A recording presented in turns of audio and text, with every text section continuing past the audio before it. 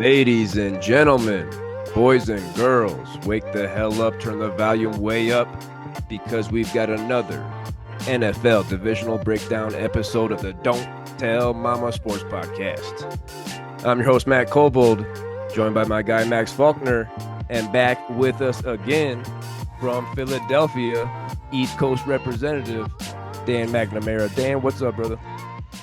Ooh, happy to be back again this week. Recurring guest. Pumped.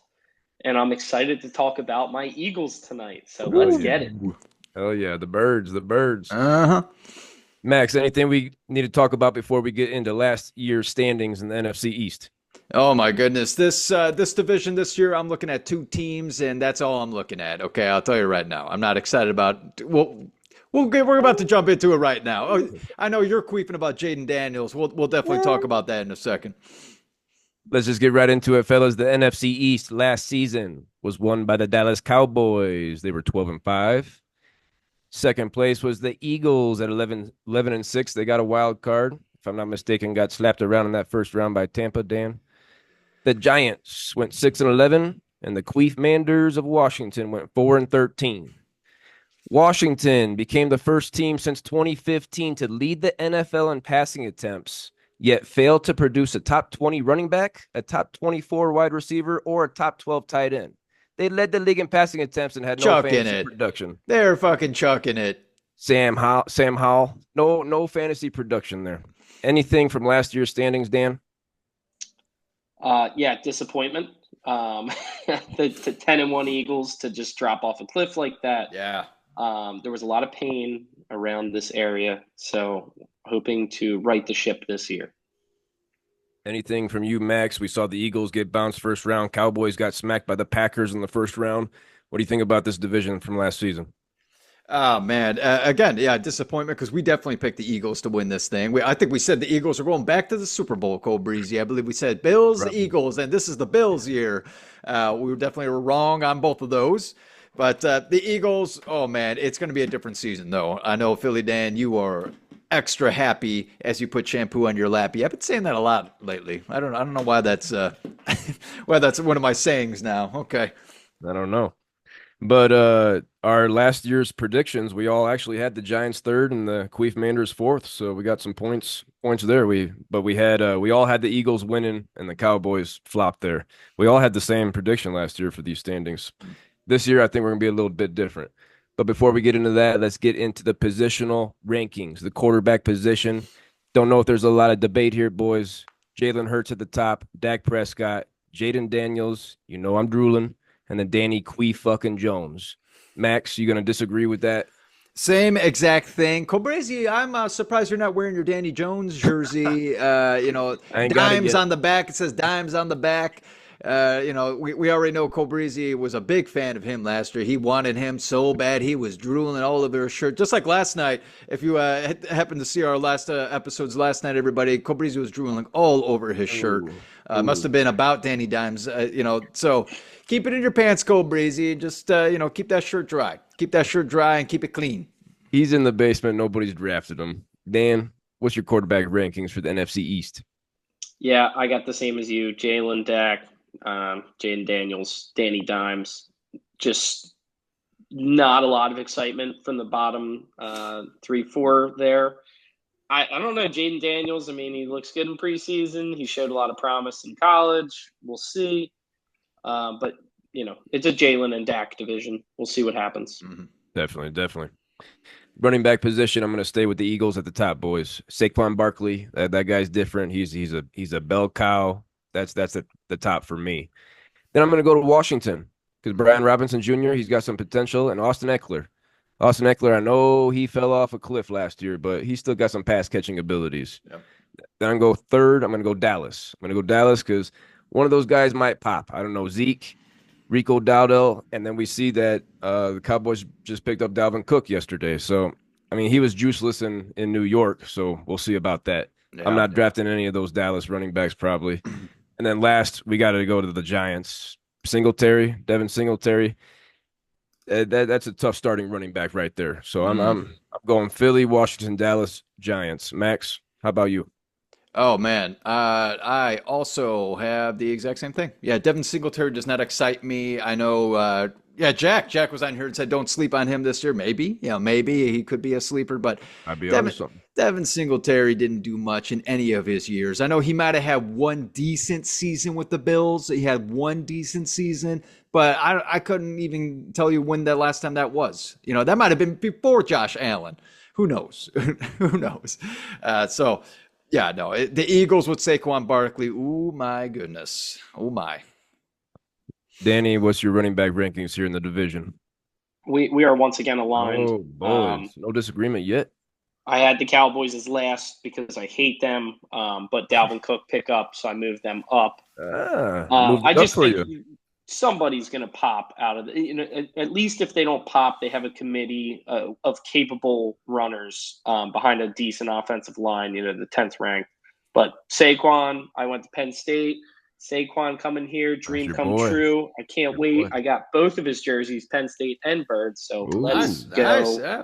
Run that damn ball, baby. very nice. Very nice. I like it. Yeah. Great match for you. The wide receiver position in the NFC East. Boys, I'm going the Eagles again. I'm going Philly again with AJ Brown and Devontae Smith. Both of those guys are studs. That's one of the top duos in the league.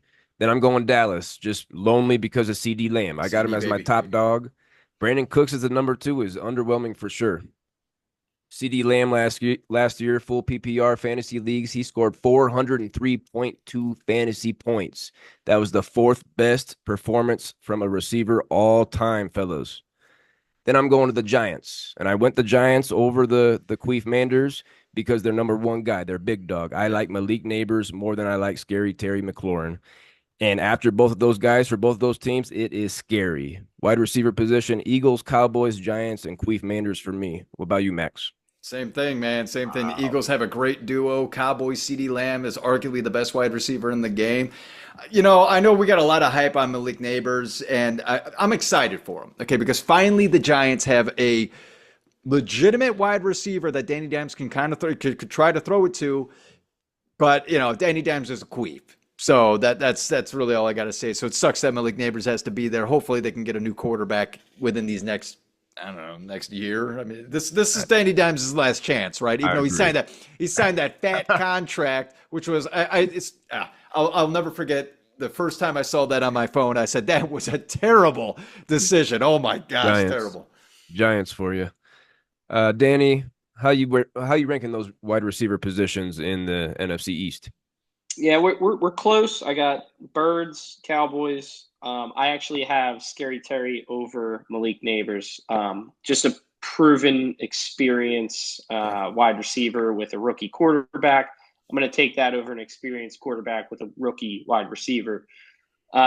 Scary Terry Fair. was open on 14% of routes last year, and they just couldn't throw him the ball because it's Sam Howell or this Damn other how. guy.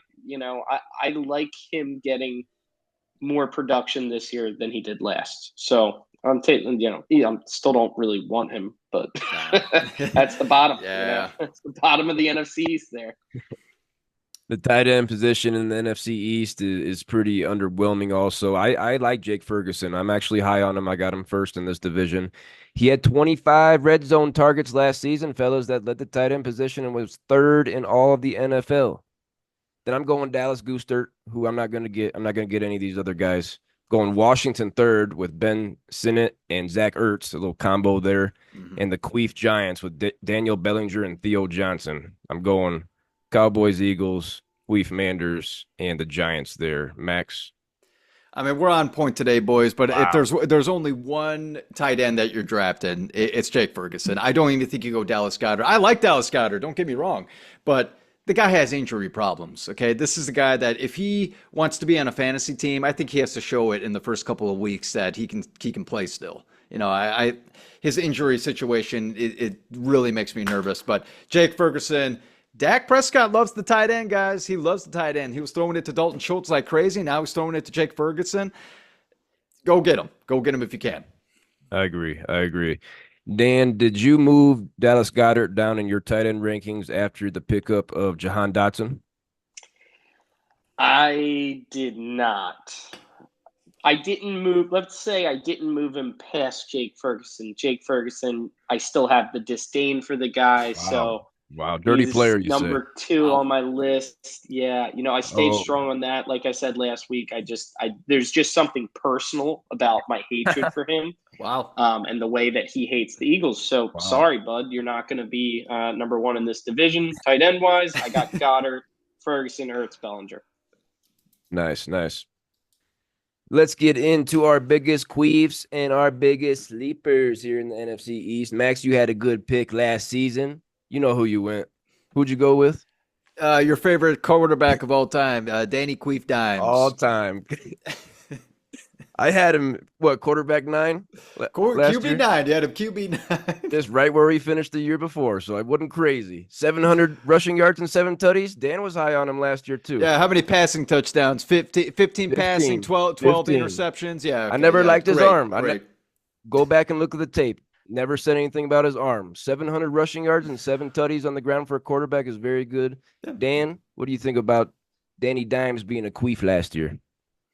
I think that we should have caught on to that, Matt, a little bit more than we did. I rode the train with you. I was just trying to be a good friend, just backing up a good Passenger guy. seat. And then that just absolutely backfired because I had him on my bench. And I'm like, what the you hell? drafted him? I drafted him, yeah. And I said, get this guy off my goddamn team. This dude stinks. Yeah, he's a queef. Ugh. He's a queef, and I think it's going to be his last year. But, Max, why don't you just lead us off with your NFC East 2024 biggest queef? I rolled with him last year. Let's just roll with him again. I got Danny freaking Dimes as the NFC East queef. Yeah. Don't draft this guy. Don't draft this guy. Will he have a better season than last year? I think he will. Okay, I will at least give him that. You know why? Because of Malik Neighbors. That is it. Okay. Other than that, this guy's a queef, okay? He shouldn't be looked at. The only people that are drafting Danny Dimes are the freaking Giants fans. They already have his jersey. They bought it when he signed that contract, and they're all disappointed now because they're like, oh, man, this guy sucks. What are you going to do with it when you have that jersey? What, are you going to go give it to freaking Goodwill? Might be a better idea. Might be a better thrift store. I might find one in a thrift store and get it for real cheap. $40 million a year. Unbelievable. Guacamole stains and salsa stains on it too, yeah. Cole Breezy. They didn't know would wash that. No doubt about it. No doubt about it. Danny, give us your biggest queef in the NFC East. Who's going to leave you doing the most laundry on Sunday nights? Yeah, my queef, I have, Malik Neighbors. There's some promise there, but the tight end of the Giants, Daniel Bellinger, and let me tell you something. I love to just look at Daniel Bellinger as an NFL player. He's jacked, yoked, but he's got no business. He's a blocking tight end on a who knows offense. Brian Dable runs, and he's just not going to do anything this year, especially with Danny Dimes throwing him the ball. He's not going to be a check down monster. This is Kyle Rudolph, different face, different place. Not interested. Dragging my guy Kyle Rudolph through the mud. Again, I told you I was gonna. Twice today, Dan. My goodness. Yeah, I'm definitely not touching that Giants tight end position. I mean, we might be only drafting Malik Neighbors and maybe Devin Singletary might be the only 2 Giants getting drafted. Late. Max, you got anything about those Giants tight ends? Oh, a bunch of queefs. You're not even thinking about that. You're right about that, Cole Breezy. You're drafting Malik Neighbors, maybe Devin Singletary in a late round. Mm-hmm. My biggest queef for the NFC East this season. Dan, you're not gonna like this either. I got the Washington Queef Manders wide receiver room. Oh, whole room. Let's listen to the depth chart. Obviously, we have Scary Terry McLaurin, the big dog there. But let's look at his wide receiver finishes in his 5 seasons. He was wide receiver 28, wide receiver 14, which is the best you're going to hear. Wide receiver 24, 23, 24. He finished between 23 and 28, 4 out of his 5 seasons. This guy's a flex. He is what he is. He's a flex, okay? They trade Jahan Dotson and a 5th rounder for a 3rd and 2 7ths. So that was their number 2 receiver. Trade him to your birds, Dan. So the number 2 receiver might be Luke McCaffrey, Christian's brother, the number 100 pick out of Rice, a 3rd-round pick this year. Other receivers on the roster, Diami Brown, Olamide Zacchaeus, Jamison Crowder, and Byron Pringle. I'm not drafting any of the Washington Queef Manders wide receiver room. We got a rookie quarterback who wants to run. Yep. You guys can have all those guys. Max, what do you think about my Queef pick this year? Great pick. Great pick. I guess obviously, we're going to be here saying, oh, maybe Scary Terry, because Flex. he has to, Daniels has to throw it to someone. And it's going to be him. But dude, if Daniels gets hit hard by freaking like Micah Parsons, okay, or anything on that Eagles defensive line, dude, that guy might be done. Okay, we might be seeing an Anthony Richardson situation last year when he went down, right, in his rookie season. So that very, very scary for Terry McLaurin, but also wide receiver room in general. Good call, Cobrizi. Good call. I am drooling over Jaden Daniels in that rushing ability, but I'm definitely not going to draft him as my starter. If I draft Jaden Daniels, he's going to be my backup. Dan, give us your biggest sleeper in the NFC East. Well, that's not very nice because I have Scary Terry. The only thing that's scary to me is FedEx Field's field conditions this year, to be honest with you. As long as he stays healthy. But here's why he's my sleeper. He's the 34th wide receiver being taken off the board right now. You mean to tell me that there's 33 better wide receivers than Scary Terry? I'm drafting him for his talent. I know he gets open on routes. Yeah. And, he just didn't have anybody throwing him the ball. Yep. So if you're going to trust in Jaden Daniels being a solid NFL quarterback, then you have to trust that Terry's going to have a better year than he did last year. He's not going to finish 29 again. He's going to finish above that. I'm 28. Telling you right now. 28, sorry. I'm really, really thinking that Scary Terry is going to make it a very good year for Matt Daddy this year. You said he's being drafted as wide receiver 34. I got him at wide receiver 33, so I guess I'm right. I'm right there with it. There with it. But yeah, definitely with Jahan Dotson being moved, I might have to move Scary Terry a little bit up higher. I haven't touched that yet, so I might have to move him up a little bit higher. Max, you want to give us your biggest sleeper in the NFC East this season? Yeah, man. So I am going to the Washington Commanders or the football quiz.